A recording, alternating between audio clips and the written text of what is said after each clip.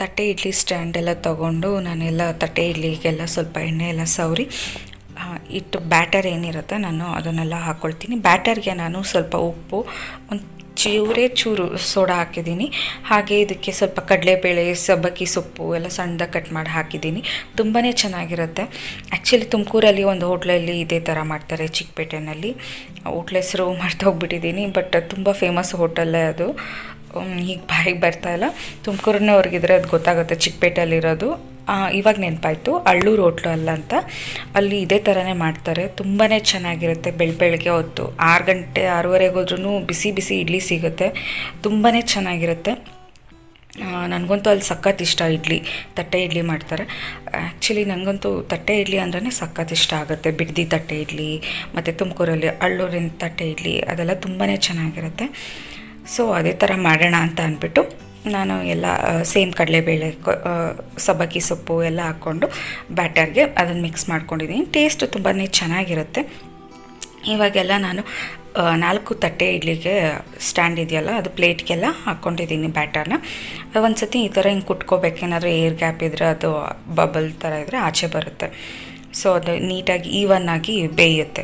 So ಕೆಳಗಡೆ ನಾನು ಇಲ್ಲಿ ಇಡ್ತಾಯಿದ್ದೀನಿ. ಇದಕ್ಕೆ ಸ್ವಲ್ಪ ನಾನು ಕಮ್ಮಿನೇ ಹಾಕಿದ್ದೀನಿ ಲಾಸ್ಟ್ ಪ್ಲೇಟ್ಗೆ. ಯಾಕೆ ಅಂತ ಅಂದರೆ ಅದು ಸ್ಟ್ಯಾಂಡಲ್ಲಿ ನಾವು ಹೈಟ್ ಕೆಳಗಡೆ ಸ್ವಲ್ಪ ಕಮ್ಮಿ ಇದೆ. ಅದು ಬೇಗ ಸ್ವಲ್ಪ ನೀರೇನಾದ್ರು ನಾವು ಜಾಸ್ತಿ ಇಟ್ಬಿಟ್ಟಿದ್ರು ಅದೆಲ್ಲ ನೀರೆಲ್ಲ ಆ ಸ್ಟ್ಯಾಂಡಿಗೆ ಹೊಟ್ಟೋಗ್ಬಿಡುತ್ತೆ, ಆ ಲಾಸ್ಟ್ ಪ್ಲೇಟಿಗೆ. ಅದಕ್ಕೇ ನಾನು ಸ್ವಲ್ಪ ಅದಕ್ಕೂ ಸೇಫರ್ ಸೈಡ್ ಅಂದ್ಬಿಟ್ಟು ಅದಕ್ಕೆ ಸ್ವಲ್ಪ ಕಮ್ಮಿನೇ ಹಾಕಿದ್ದೀನಿ ಬ್ಯಾಟರ್ನ. ಸೊ ಇದು 4 ಇಡ್ಲಿನೇ, ಸ್ವಲ್ಪ ನಮಗೆ ಜಾಸ್ತಿನೇ ಆಗುತ್ತೆ ಇರೋರಿಬ್ಬರಿಗೆ. ಸೊ 4 ಇಡ್ಲಿನೂ ಅಲ್ಲಿ ಪ್ಲೇಟಿಗೆ ಇಟ್ಟು ಇವಾಗ ಸ್ಟ್ಯಾಂಡಿಗೆ ಇಡ್ತಾಯಿದ್ದೀನಿ ಇಡ್ಲಿ ಕುಕ್ಕರ್ ಒಳಗಡೆ. ಇದರಲ್ಲಿ ಒಂದು 10-15 ಮಿನಿಟ್ಸ್ವರೆಗೂ ನೀಟಾಗಿ ಬೇಯಿಸ್ಕೊಳ್ತೀನಿ. ಫ್ರೆಂಡ್ಸ್, ಇವಾಗ ನಾನು ಬೇಳೆ ಸಾಂಬಾರು ಮಾಡ್ತಾಯಿದ್ದೀನಿ. ಎಲ್ಲ ಮಿಶ್ರ ಬೇಳೆ ಎಲ್ಲ ಹಾಕ್ಬಿಟ್ಟು ದೋಸೆಗೆ ಮತ್ತು ಇಡ್ಲಿಗೂ ಆಗೋ ಥರ, ಹಾಗೆ ಅನ್ನಕ್ಕೆ, ಚಪಾತಿಗೆ ನಾವು ಯಾವ ಥರ ಮಾಡ್ಕೊತೀವೋ ಅದಕ್ಕೆಲ್ಲ ಸ್ವಲ್ಪ ಅದು ಹೊಂದಬೇಕು ಅಂತ ಅಂದ್ಬಿಟ್ಟು ಆ ಥರ ಮಾಡ್ತಾಯಿದ್ದೀನಿ. ಈಗ ಸ್ವಲ್ಪ ಎಣ್ಣೆ ಹಾಕ್ಕೊಂಡು ಸ್ವಲ್ಪ ಸಾಸಿವೆ, ಜೀರಿಗೆ ಎಲ್ಲ ಹಾಕ್ಕೊಳ್ತೀನಿ. ಸಾಸಿವೆ ಜೀರಿಗೆ ಎಲ್ಲ ಚಟಪಟ ಅಂತ ಎಲ್ಲ ಸಿಡಿದ್ಮೇಲೆ ಅದಾದಮೇಲೆ ನಾನು ಹಸಿಮೆಣ್ಸಿನ್ಕಾಯಿ ಸ್ವಲ್ಪ ಹಾಕ್ಕೊಂಡಿದ್ದೆ. ಅದು ಸ್ವಲ್ಪ ಟೇಸ್ಟ್ ಚೆನ್ನಾಗಿರುತ್ತೆ ಬೇಳೆ ಸಾಂಬಾರಿಗೆ ಮೆಣಸಿನ್ಕಾಯಿ ಹಾಕೋದ್ರಿಂದ. ಆಮೇಲೆ ಒಂದು ಈರುಳ್ಳಿ ಕಟ್ ಮಾಡಿ ಹಾಕ್ಕೊಂಡಿದ್ದೆ. ಇದನ್ನೆಲ್ಲ ಸ್ವಲ್ಪ ಚೆನ್ನಾಗಿ ಈರುಳ್ಳಿ ಟ್ರಾನ್ಸ್ಲೂಸೆಂಟ್ ಆಗೋವರೆಗೂ ಚೆನ್ನಾಗಿ ಬಾಡಿಸ್ಕೊಳ್ತೀನಿ. ಇದೆಲ್ಲ ಚೆನ್ನಾಗಿ ಫ್ರೈ ಆದಮೇಲೆ ನಾನು ನೆಕ್ಸ್ಟು ಒಂದು ದೊಡ್ಡ ಟೊಮೆಟೊನ ಹಾಕ್ಕೊಳ್ತೀನಿ, ಸಣ್ಣದಾಗಿ ಕಟ್ ಮಾಡ್ಕೊಂಡಿರೋಂಥ ಟೊಮೆಟೊನ.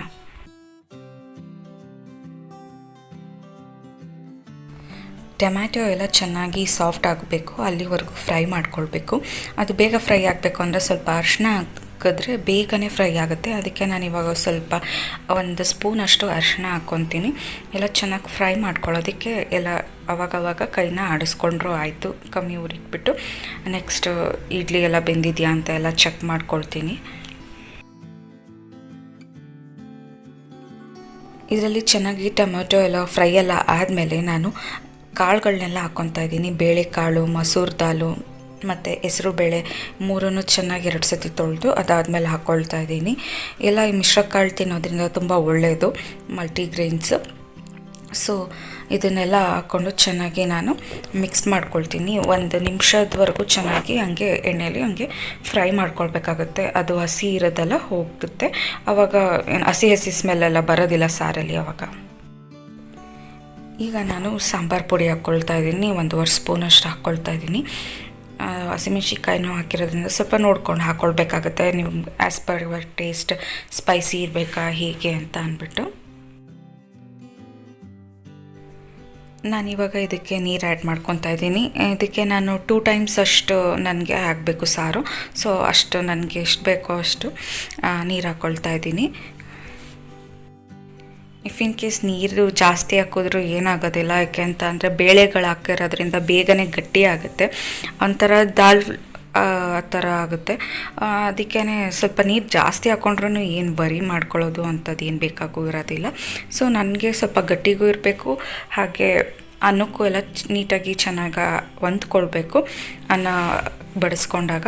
ಸೊ ಅದಕ್ಕೆ ನಾನು ಈ ಥರ ಕನ್ಸಿಸ್ಟೆನ್ಸಿಲಿ ಮಾಡ್ಕೊತಾ ಇದ್ದೀನಿ. ಈಗ ನಾನು ರುಚಿಗೆ ತಕ್ಕಷ್ಟು ಉಪ್ಪು ಹಾಕ್ಕೊಂಡು ಇದನ್ನು ನೀಟಾಗಿ ಒಂದು ಸತಿ ಎಲ್ಲ ನೀಟಾಗೆಲ್ಲ ತಿರುಗಿಸ್ಬಿಟ್ಟು, ಉಪ್ಪೆಲ್ಲ ನೀಟಾಗಿ ಮಿಕ್ಸ್ ಆಗೋ ಥರ ತಿರುಗಿಸ್ಬಿಟ್ಟು ಲಿಡ್ ಕ್ಲೋಸ್ ಮಾಡಿ ಒಂದು 5 to 6 ವಿಷಲ್ಸ್ನ ನಾನು ಕೂಗಿಸ್ಕೊತೀನಿ. ಇದಕ್ಕೆ ನಾನು ಲಾಸ್ಟಿಗೆ ನಾನು ಕರಿಬೇವಿನ ಸೊಪ್ಪನ್ನು ಕೂಡ ಆ್ಯಡ್ ಮಾಡಿದ್ದೆ. ಈಗ ಕರೆಕ್ಟಾಗಿ ಚೆನ್ನಾಗಿ ಬೆಂದಿದೆ. ಇದಾದಮೇಲೆ ನಾನು ಇದಕ್ಕೆ ಸ್ವಲ್ಪ ಕಾಯಿ ತುರಿ ಮತ್ತು ಇನ್ನು ಸ್ವಲ್ಪ ಕರಿಬೇವಿನ ಸೊಪ್ಪು ಹಾಗೆ ಕೊತ್ತಂಬರಿ ಸೊಪ್ಪನ್ನ ಎಲ್ಲ ಆ್ಯಡ್ ಮಾಡಿಕೊಂಡು ಇನ್ನೂ ಒಂದು 5 ಮಿನಿಟ್ಸ್ ಹಾಗೆ ನಾನು ಲೈಟಾಗಿ ಕುದಿಸ್ಕೊಳ್ತೀನಿ ಅಷ್ಟೇ.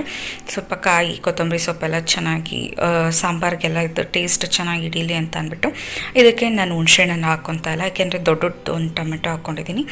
ಅಷ್ಟು ಹುಳಿನೇ ಸಾಕು. ತುಂಬ ಗ್ಯಾಸ್ಟ್ರಿಕ್ ಆ ಥರ ಪ್ರಾಬ್ಲಮ್ ಆಗೋರಿಗೆ ಇನ್ನೂ ಹುಳಿ ಜಾಸ್ತಿ ಆದಾಗ ತುಂಬ ಇದಾಗುತ್ತೆ ಅಂತ ಅಂದ್ಬಿಟ್ಟು ನಾನು ಬರೀ 1 ಟೊಮೆಟೊ ಅಷ್ಟೇ ಹಾಕಿರೋದು.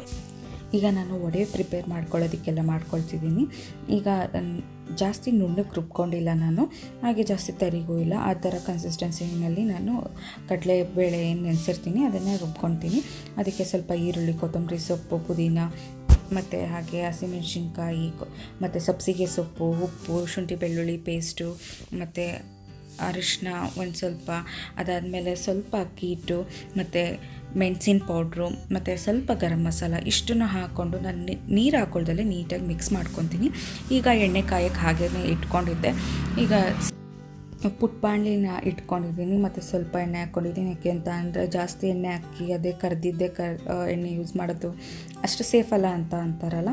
ಸೊ ಅದಕ್ಕೆ ನಾನು ಮೆಟ್ರೋದಲ್ಲಿ ಪುಟ್ಬಾಣಲಿ ಈ ಥರದ್ದೆಲ್ಲ ಸಿಗುತ್ತೆ, ಇದರಲ್ಲಿ ತಂದಿದ್ದೆ. ಸೊ ಇದು ಫ್ರೈಗೇನೆ ಅಂತಲೇ ಇಟ್ಕೊಂಡಿದ್ದೀನಿ. ಮತ್ತೇನಾದರೂ ನನಗೊಬ್ಳಿಗೆ ಏನಾದರೂ ಮಾಡ್ಕೊಳ್ಬೇಕಾದಾಗ ಹೆಲ್ಪ್ ಆಗುತ್ತೆ. ಸ್ವಲ್ಪ ಸಾಂಬಾರು ಅಥವಾ ಏನಾದರೂ ಒಗ್ಗರಣೆಗೆ ಬೇಕಾದಾಗ ಈ ಥರ ಬಾಣಲಿ ನಾನು ಯೂಸ್ ಮಾಡ್ಕೊಳ್ತೀನಿ. ಎಲ್ಲ ಟರ್ನ್ ಮಾಡಿ ನಾನು ಬೇಯಿಸ್ಕೊಳ್ತೀನಿ. 1 by 1 ಎಲ್ಲ ಟರ್ನ್ ಮಾಡಿಕೊಂಡು 2 ಕಡೆ ನೀಟಾಗಿ ಮೀಡಿಯಮ್ ಫ್ಲೇಮ್ ಇಟ್ಕೊಂಡು ನಾನು ಫ್ರೈ ಮಾಡ್ಕೊಳ್ತೀನಿ.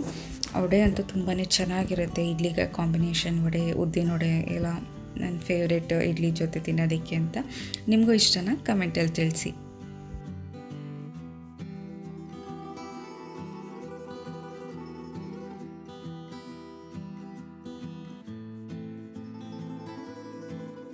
ಈಗ ಬ್ರೇಕ್ಫಾಸ್ಟಿಗೆ ಎಲ್ಲ ರೆಡಿಯಾಗಿದೆ. ಇವಾಗ ಸಾಂಬಾರನ್ನ 1 ಕಪ್ಗೆ ಹಾಕ್ಕೊಂಡಿದ್ದೀನಿ, ಹಾಗೆ ವಡೆ ಮಾಡಿದ್ದನ್ನು ಎಲ್ಲ ಹಾಕ್ಕೊಂಡಿದ್ದೀನಿ.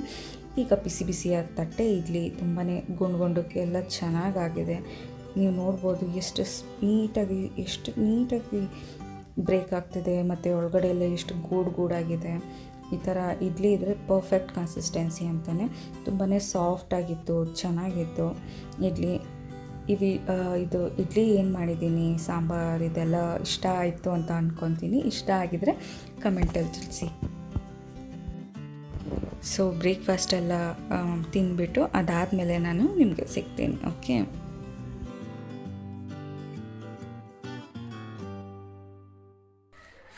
ಫ್ರೆಂಡ್ಸ್, ಇವಾಗೆಲ್ಲ ಫುಲ್ಲು ಮುಖಕ್ಕೆ ಕ್ಯಾಸ್ಟ್ರ್ ಆಯಿಲ್ ಅಂದರೆ ಹರಳೆಣ್ಣೆನ ಹಚ್ಕೊಂಡಿದ್ದೀವಿ. ಇದು ಹೋಮ್ ಮೇಡ್ ಹರಳೆಣ್ಣೆ, ಇದು ಊರಿಂದ ತಂದಿದ್ದು.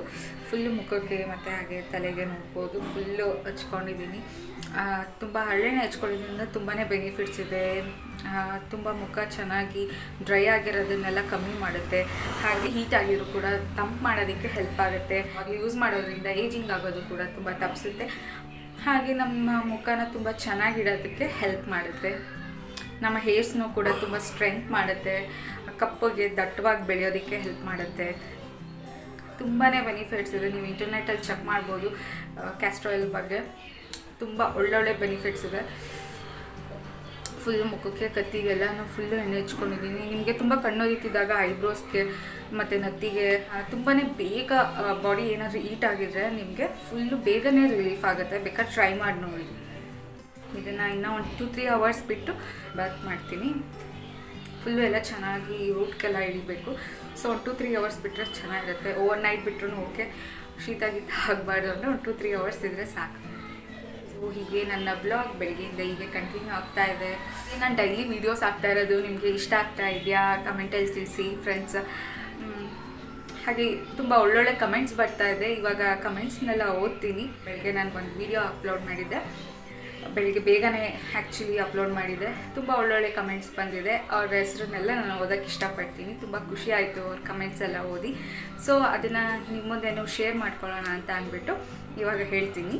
ನವ್ಯಶ್ರೀ ಟಿ ಎನ್ ಅನ್ನೋರು, ಹಾಯ್ ಚೈತ್ರ, ನಾನು ನಿಮ್ಮ ವ್ಲಾಗ್ಸ್ಗೆ ವೆಯ್ಟ್ ಮಾಡ್ತಾ ಇರ್ತೀನಿ, ಯು ಆರ್ ಮೈ ಫೇವ್ರೇಟ್ ಅಂತ ಅಂದಿದ್ದೀರಾ. ಇದನ್ನು ಕೇಳಿ ನಮಗಂತೂ ತುಂಬಾ ಖುಷಿ ಆಯಿತು. ಇಷ್ಟೊಂದು ಲವ್ ಆ್ಯಂಡ್ ಸಪೋರ್ಟ್ ಕೊಡ್ತಾ ಇದ್ದೀರಾ ನವ್ಯಶ್ರೀ, ತುಂಬ ಥ್ಯಾಂಕ್ಸ್. ಹೀಗೆ ನನ್ನ ಚಾನಲ್ನ ವಾಚ್ ಮಾಡ್ತಾ ಇರಿ, ಇನ್ನು ಹೆಚ್ಚೆಚ್ಚು ಒಳ್ಳೊಳ್ಳೆ ವೀಡಿಯೋಸ್ನ ನಾನು ಮಾಡ್ತೀನಿ ಅಂತ ಹೇಳ್ತೀನಿ.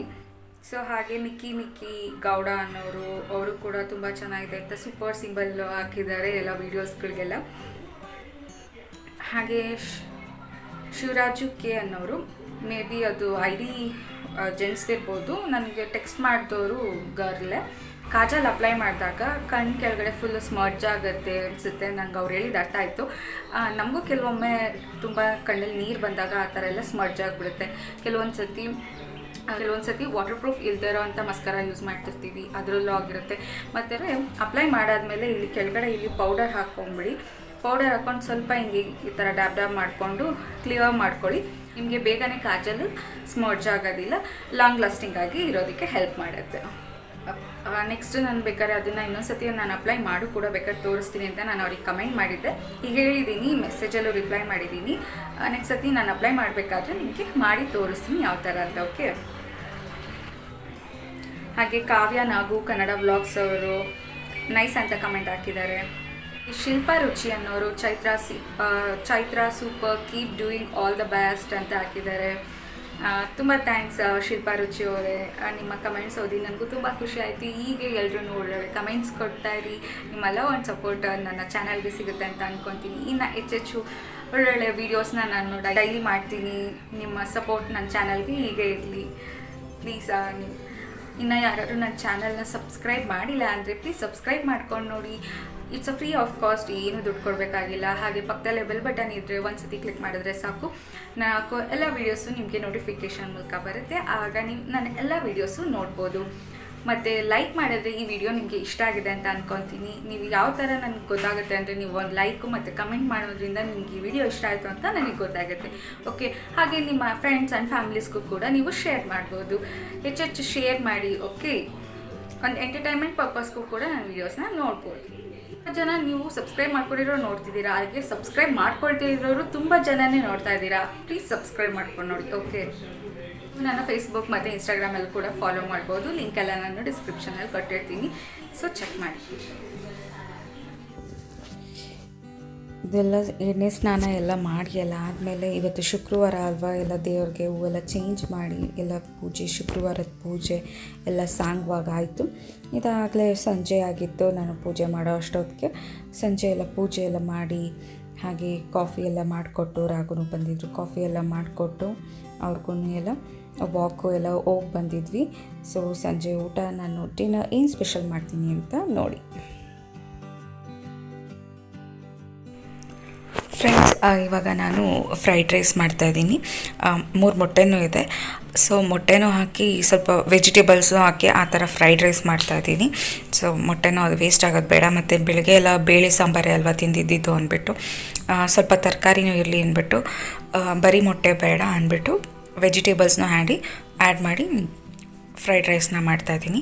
ಫಸ್ಟು ಒಂದು ದೊಡ್ಡ ಬಾಣಲೆ ಇಟ್ಕೊಂಡು ನಾನು ಸ್ವಲ್ಪ ಅದಕ್ಕೆ ಎಣ್ಣೆ ಹಾಕ್ಕೊಂಡಿದ್ದೀನಿ. ಒಂದು 3 to 4 ಸ್ಪೂನ್ ಅಷ್ಟು ಎಣ್ಣೆ ಹಾಕ್ಕೊಂಡಿದ್ದೀನಿ. ಅದಕ್ಕಾದಮೇಲೆ ನಾನು ಒಂದೊಂದೇ ಮೊಟ್ಟೆನ ಒಡೆದು ಹಾಕ್ಕೊಳ್ತಾ ಇದ್ದೀನಿ. ಯಾಕೆ ಅಂತ ಅಂದರೆ ಕೆಲವೊಂದು ಮೊಟ್ಟೆಗಳು ಒಂದೇ ಸತಿ ಎಲ್ಲ ಹಾಕ್ಕೊತಾ ಇರ್ತೀವಿ ಅಂದ್ಕೊಳ್ಳಿ, ಒಂದೊಂದು ಮೊಟ್ಟೆ ಕೊಳ್ತೋಗ್ಬಿಟ್ಟಿರುತ್ತೆ.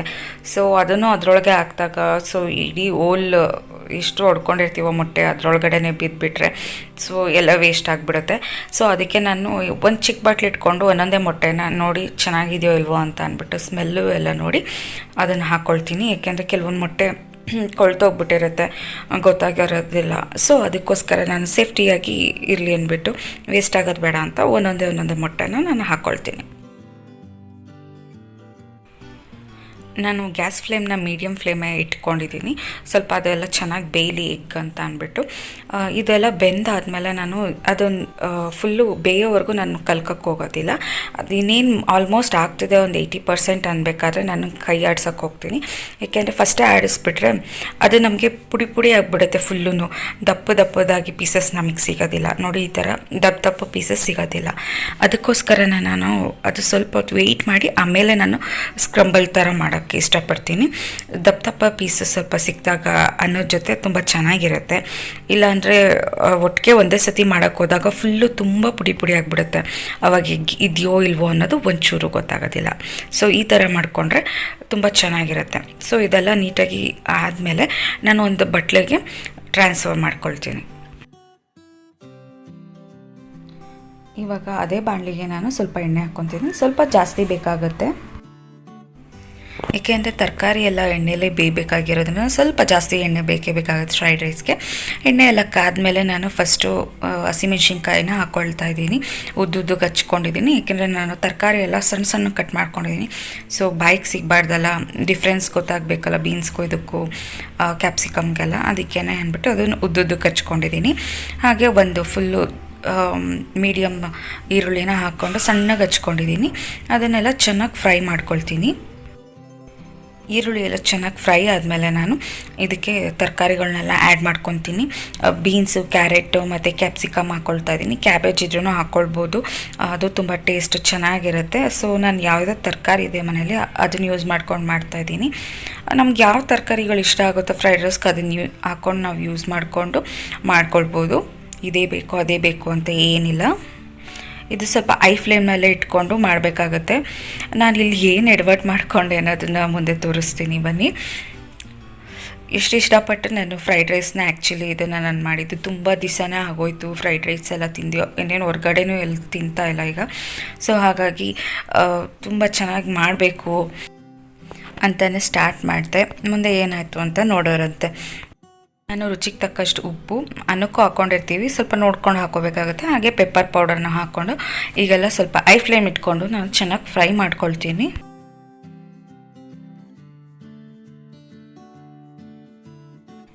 ತರಕಾರಿ ಎಲ್ಲ ಇನ್ನೂ ಚೆನ್ನಾಗಿ ಬೇಯಬೇಕಲ್ವಾ, ಸ್ವಲ್ಪ ಕ್ರಂಚಿ ಥರನೂ ಇರಬೇಕು ಅಂತ ಅಂದ್ಬಿಟ್ಟು ನಾನು ಮುಚ್ಚಿಬಿಟ್ಟು ಹೊರಟೋಗ್ಬಿಡ್ತೀನಿ. ಅಯ್ಯೋ ಅದೇ ಎಡವಟ್ಟಾಗಿದ್ದು. ಎಷ್ಟೊತ್ತಾದರೂ ಬಂದೇ ಇರೋದಿಲ್ಲ. ನಾನು ಅದನ್ನೇ ಎಡವಟ್ ಮಾಡ್ಕೊಂಬಿಟ್ಟೆ. ನಾನು ಟಿ ವಿ ನೋಡ್ಕೊಂಡು ಕೂತ್ಕೊಂಡ್ಬಿಟ್ಟೆ, ಅದು ಬೇಯಲಿ ಅಂತ ಅಂದ್ಬಿಟ್ಟು. ಇನ್ನೊಂದು ನಿಮಿಷ ಲೇಟಾಗಿದ್ರು ಫುಲ್ ಎಲ್ಲ ತರಕಾರಿ ಎಲ್ಲ ಸೀದೋಗ್ಬಿಡ್ತಿತ್ತು. ಸದ್ಯಕ್ಕೆ ಏನು ಅಷ್ಟು ಇದಾಗಿರಲಿಲ್ಲ. ತರಕಾರಿ ಸ್ವಲ್ಪ ಜಾಸ್ತಿ ಓವರ್ ಕುಕ್ ಆಗಿಬಿಟ್ಟಿತ್ತು. ಅಂದರೆ ಕೆಳಗಡೆ ಪಾರ್ಟ್ ಏನಿರುತ್ತೆ ತಳದಲ್ಲಿರೋ ತರಕಾರಿ ಮಾತ್ರ ಸ್ವಲ್ಪ ಇನ್ನೇನು ಬ್ರೌನಿಷ್ ಆಗಿ ಬ್ಲ್ಯಾಕ್ ಆಗಿ ಟರ್ನ್ ಆಗಬೇಕಾಗಿತ್ತು. ಆ ಟೈಮಿಗೆ ನಾನು ಕರೆಕ್ಟಾಗಿ ಬಂದೆ. ಸದ್ಯ ಇನ್ನೂ ಲೇಟ್ ಆಗಿಬಿಟ್ಟಿದ್ರೆ ಮರೆತು ಎಲ್ಲ ಸೀದೋಗ್ಬಿಡ್ತಿತ್ತು. ಇಷ್ಟಪಟ್ಟು ಮಾಡಿದ್ದೆಲ್ಲ ವೇಸ್ಟ್ ಆಗ್ತಾಯಿತ್ತು. ಈ ಥರ ಎಡವಟ್ಟಾಗೋಯ್ತು ನಂದಂತೂ. ಸೊ ಸದ್ಯ ಅಷ್ಟು ಸೀದೋಗಿರಲಿಲ್ಲ. ಕೆಳಗಡೆ ಪಾರ್ಟ್ ಏನಿರುತ್ತೆ ಸ್ವಲ್ಪ ತರಕಾರಿ ಅದು ಮಾತ್ರ ಸ್ವಲ್ಪ ಫುಲ್ ಬ್ರೌನಿಷ್ ಥರ ಆಗಿಬಿಟ್ಟಿತ್ತು ಅಷ್ಟೇ. ಅದರ್ವೈಸ್ ಟೇಸ್ಟ್ ಎಲ್ಲ ತುಂಬ ಚೆನ್ನಾಗಿತ್ತು. ಏನು ಸೀದಿರೋ ಸ್ಮೆಲ್ ಅಂತೂ ಅದಂತೂ ಇರಲಿಲ್ಲ ಸದ್ಯ. ಇದಾದಮೇಲೆ ನಾನು ಎಲ್ಲ ನೀಟಾಗಿ ಫ್ರೈ ಎಲ್ಲ ಮಾಡಿದ್ದು ಎಗ್ ಸ್ಕ್ರಂಬಲ್ಡ್ ಇದೆ ಅಲ್ವಾ, ನಾವು ದೊಡ್ಡದು ಮಾಡ್ಕೊಂಡಿದ್ದೀವಿ, ಅದನ್ನೆಲ್ಲ ಹಾಕ್ಕೊಂಡು ಸ್ವಲ್ಪ ಅದಾದಮೇಲೆ ನಾನು ಸಾಸಸ್ ಎಲ್ಲ ಹಾಕ್ಕೊಳ್ತಾ ಇದ್ದೀನಿ. ವಿನಿಗರ್ ಒಂದು ಅರ್ಧ ಸ್ಪೂನು, ಮತ್ತು ಟೊಮೆಟೊ ಸಾಸ್, ಕೆಚಪ್ ಇರುತ್ತಲ್ಲ ಸ್ಪೈಸಿ ಆ್ಯಂಡ್ ಸ್ವೀಟಿ, ಅದನ್ನು ಹಾಕ್ಕೊಂಡಿದ್ದೀನಿ ಒಂದು 2 ಸ್ಪೂನು. ಮತ್ತು ಹಾಗೆ ಚಿಲ್ಲಿ ಸಾಸ್ ಅದನ್ನು ಹಾಕ್ಕೊಂಡಿದ್ದೀನಿ 2 ಸ್ಪೂನು. ಸೊ ಎಲ್ಲ ಈ ಥರ ಸೋಯಾ ಸಾಸು ಹಾಕ್ಕೋಬೋದು. ನನ್ನ ಹತ್ರ ಸೋಯಾ ಸಾಸ್ ಇಲ್ಲ, ಸೊ ಅದನ್ನು ನಾನು ಹಾಕಿಲ್ಲ. ನನ್ನ ಹತ್ರ ಯಾವ ಸಾಸ್ ಇದೆ ಅದನ್ನು ಹಾಕಿದ್ದೀನಿ. ಬಟ್ ಟೇಸ್ಟು ಅದೇ ಥರ ಬರುತ್ತೆ, ಏನು ಡಿಫ್ರೆನ್ಸ್ ಏನಿಲ್ಲ. ತುಂಬಾ ಚೆನ್ನಾಗಿತ್ತು. ಸೋಯಾ ಸಾಸ್ ಹಾಕೋದ್ರಿಂದ ಒಂದು ಸ್ವಲ್ಪ ಇನ್ನೂ ಹುಳಿ ಟೇಸ್ಟು, ಹಾಗೆ ಕಲರು ಸ್ವಲ್ಪ ಡಿಫ್ರೆನ್ಸ್ ಇರುತ್ತೆ ಸ್ವಲ್ಪ ಅಷ್ಟೇ. ಬಟ್ ಇದೇನಿಲ್ಲ, ತುಂಬಾ ಚೆನ್ನಾಗಿತ್ತು. ಇಷ್ಟೇ ಸಾಸ್ ಯೂಸ್ ಮಾಡಿದ್ರು ಬೇಕಾದ್ರೆ ನೀವು ಟ್ರೈ ಮಾಡಿ ನೋಡಿ, ತುಂಬಾ ಚೆನ್ನಾಗಿದೆ. ಸಾಸ್ ಎಲ್ಲ ಮಿಕ್ಸ್ ಮಾಡಾದಮೇಲೆ ನಾನು ಅನ್ನ ಮಾಡ್ಕೊಂಡಿದ್ದನ್ನು ನಾನು ಹಾಕ್ಕೊಳ್ತಿದ್ದೀನಿ. ಇದಕ್ಕೆ ಅನ್ನ ತುಂಬ ಉದುರುದ್ರಾಗಿರಬೇಕು, ಮುದ್ದೆ ಇದ್ದರೆ ಚೆನ್ನಾಗಿರೋದಿಲ್ಲ ಫ್ರೈಡ್ ರೈಸ್ಗೆ. ಸ್ವಲ್ಪ ಉದುರುದ್ರಾಗಿ ಮಾಡ್ಕೊಂಡಿರಬೇಕು, ಆವಾಗ ತುಂಬ ಚೆನ್ನಾಗಿರುತ್ತೆ. ಸೊ ನಾನು ಎಷ್ಟು ಬೇಕೋ ಅಷ್ಟು ಅನ್ನನ ಹಾಕ್ಕೊಂಡು ಎಲ್ಲ ನೀಟಾಗಿ ಮಿಕ್ಸ್ ಮಾಡ್ಕೊಳ್ತೀನಿ. ಈಗ ಅರ್ಧ ಸ್ಪೂನಷ್ಟು ಗರಂ ಮಸಾಲ ಹಾಕ್ಕೊತಿದ್ದೀನಿ. ರೈಸ್ ಮೇಲೇ ನೀಟಾಗಿ ಮಿಕ್ಸ್ ಮಾಡಬೇಕಾದ್ರೆ ಹಾಕ್ಕೊಳ್ಳೋಣ ಅಂತ ಇವಾಗ ಹಾಕ್ಕೊಂಡಿದ್ದು. ರೈಸ್ನ ನಾವು ಮಿಕ್ಸ್ ಮಾಡಬೇಕಾದ್ರೆ ಸ್ವಲ್ಪ ಐ ಫ್ಲೇಮ್ ಇಟ್ಕೊಂಡೆ ನಾವು ಮಿಕ್ಸ್ ಮಾಡ್ಕೊಳ್ಬೇಕಾಗುತ್ತೆ ಚೆನ್ನಾಗಿ. ಯಾಕೆಂದರೆ ಅದು ನೀಟಾಗಿ ಅನ್ನನೂ ಕೂಡ ಎಲ್ಲ ಬಿಸಿಯಾಗಬೇಕಾಗುತ್ತಲ್ಲ, ಅದು ಹೊಂದ್ಕೋಬೇಕಲ್ಲ. ಸೊ ಐ ಫ್ಲೇಮಲ್ಲೇ ಇಟ್ಕೊಂಡು ಬೇಗ ಸ್ವಲ್ಪ ಅನ್ನನೂ ಕಟ್ಟಾಗಬಾರ್ದು, ಆ ಥರ ನಾವು ಮಿಕ್ಸ್ ಮಾಡ್ಕೊಳ್ಬೇಕಾಗುತ್ತೆ ಇದನ್ನು. ಇದೆಲ್ಲ ಚೆನ್ನಾಗಿ ಮಿಕ್ಸ್ ಎಲ್ಲ ಮಾಡ್ಕೊಂಡಾದ್ಮೇಲೆ ಲಾಸ್ಟಿಗೆ ನಾನು ಕೊತ್ತಂಬರಿ ಸೊಪ್ಪನ್ನು ಆ್ಯಡ್ ಮಾಡ್ತಾಯಿದ್ದೀನಿ. ಸ್ಪ್ರಿಂಗ್ ಆನಿಯನ್ಸು ಕೂಡ ಆ್ಯಡ್ ಮಾಡ್ಬೋದು, ಅದು ಟೇಸ್ಟು ಇನ್ನೂ ಸೂಪರ್ ಆಗಿರುತ್ತೆ. ಸೊ ಅದೆಲ್ಲ ಇಲ್ಲದೇ ಇರೋದ್ರಿಂದ ನಾನು ಬರೀ ಕೊತ್ತಂಬರಿ ಸೊಪ್ಪು ಅಷ್ಟೇ ಆ್ಯಡ್ ಮಾಡಿದ್ದೀನಿ. ಇದನ್ನು ಏನಾಗೋದಿಲ್ಲ, ಕೊತ್ತಂಬರಿ ಸೊಪ್ಪು ಹಾಕಿದ್ರೂ ತುಂಬಾ ಟೇಸ್ಟ್ ಚೆನ್ನಾಗಿರುತ್ತೆ. ಅದಾದಮೇಲೆ ಮೇಲ್ಗಡೆ ಸ್ವಲ್ಪ ಹಸಿ ಈರುಳ್ಳಿ ಹಾಕಿದ್ರೂ ಇನ್ನೂ ತುಂಬ ಚೆನ್ನಾಗಿರುತ್ತೆ. ನೀವು ಎಗ್ ರೈಸ್ ಎಲ್ಲ ಕೊಡ್ಬೇಕಾದ್ರೆ ನೀವು ನೋಡಿರ್ಬೋದು, ಕೊತ್ತಂಬರಿ ಸೊಪ್ಪು ಮತ್ತು ಈರುಳ್ಳಿ ಅಷ್ಟೇ ಅಲ್ವಾ ಹಾಕೋದು, ತುಂಬಾ ಚೆನ್ನಾಗಿರುತ್ತೆ. ಇದಾದಮೇಲೆ ಜಸ್ಟ್ ನಾನು ಸ್ವಲ್ಪ 1 ನಿಮಿಷ ಅಷ್ಟೇ ಹಿಂಗೆ ಮೇಲ್ಗಡೆ ಹಿಂಗೆ ಕ್ಲೋಸ್ ಮಾಡಿದ್ದೀನಿ ಅಷ್ಟೇ, ಸ್ವಲ್ಪ ಅನ್ನಕ್ಕೆಲ್ಲ ಅದು ಖಾರ ಎಲ್ಲ ಹಿಡೀಲಿ ಅಂತ ಅಂದ್ಬಿಟ್ಟು. ಅದಾದಮೇಲೆ ನಾನು ಇದನ್ನು ಸರ್ವ್ ಮಾಡ್ತೀನಿ. ನಾನು ಟೇಸ್ಟ್ ಅಂತೂ ತುಂಬಾ ಚೆನ್ನಾಗಿ ಬಂದಿತ್ತು. ಇನ್ನೊಂದು ಸತಿ ಇದು ಮಾಡೋಣ ತಿನ್ನೋಣ ಅಂತ ಅನ್ನಿಸ್ತಿತ್ತು, ಅಷ್ಟು ಚೆನ್ನಾಗಿತ್ತು ಮಾತ್ರ ಫ್ರೈಡ್ ರೈಸಿಂದು. ನೀವು ಟ್ರೈ ಮಾಡಿ ಈ ಥರ ಫ್ರೈಡ್ ರೈಸ್, ಸಿಂಪಲ್ ಅಷ್ಟೇ. ಏನಾದರೂ ಯಾವಾಗಲೂ ಬೇರೆ ಥರ ಚಿತ್ರಾನ್ನ ಆ ಥರದ್ದೆಲ್ಲ ಮಾಡಿ ಬೋರ್ ಆಗಿದ್ರೆ, ತರಕಾರಿ ಎಲ್ಲ ಮಕ್ಕಳೆಲ್ಲ ತಿನ್ನಲ್ಲ ಅಂದರೆ ಈ ಥರ ಮಾಡಿಕೊಟ್ಟಾಗ, ತರಕಾರಿ ಜಾಸ್ತಿ ಹಾಕಿ ಈ ಥರ ಮಾಡಿಕೊಡಾಗ ಅವಾಗ ಡೆಫಿನೆಟ್ಲಿ ತಿಂತಾರೆ. ಯಾರು ತರಕಾರಿ ತಿನ್ನಲ್ಲ ಅವರೆಲ್ಲ ಅಲ್ವಾ. ಟ್ರೈ ಮಾಡಿ, ತುಂಬಾ ಚೆನ್ನಾಗಿದೆ. ಆದರೆ ನಂತರ ಎಡವಟ್ಟು ಮಾತ್ರ ಮಾಡ್ಕೊಳಕ್ಕೆ ಹೋಗಬೇಡಿ, ಓಕೆ.